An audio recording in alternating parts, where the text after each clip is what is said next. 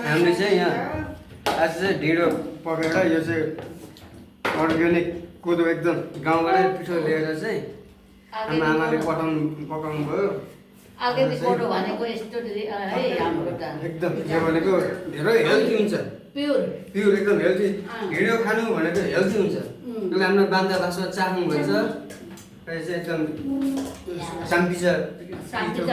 चाखाङ हो। तपाईँलाई खानु मन छ भने आउनुहोस्, हामीले बनाएर दिन्छौँ। आमाले मिठो मिठो पकाइदिनुहुन्छ। मस्त यो चाहिँ लोकल चिकनको सुप, यो बङ्गुरको डोजरको मासु हो। यो चाहिँ पेम्पाको हो, यो कोदोकै रोटी हो, सेलरोटी। साम्बिचा पेम्पा, कोदोको रोटी हाम्रो।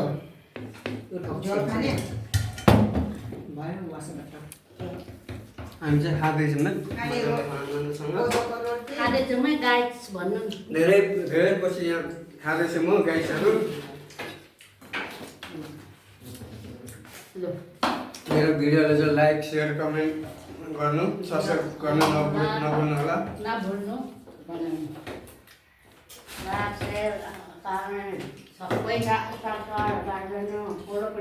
खाएर भने पनि भिडियो छ नि।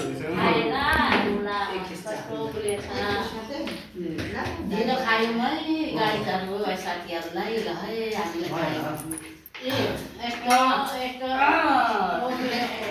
योसँग मिठाउँछ यो बाङ्गुरको ढालाने बाङ्गुर,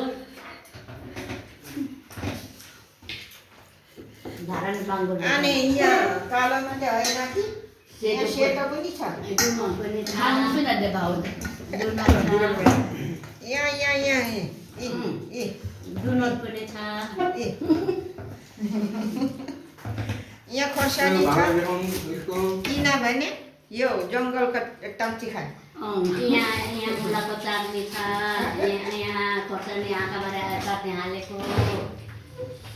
यो के अरे जडीबुटी हो, टम्ची खाने भन्ने। खाँदैछु। मन परेछ भने लाइक सेयर हालिदिनु हामीलाई होइन।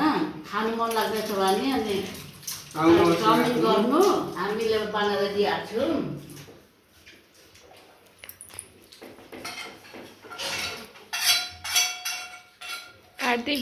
अलिक छिटो छिटो खाइ।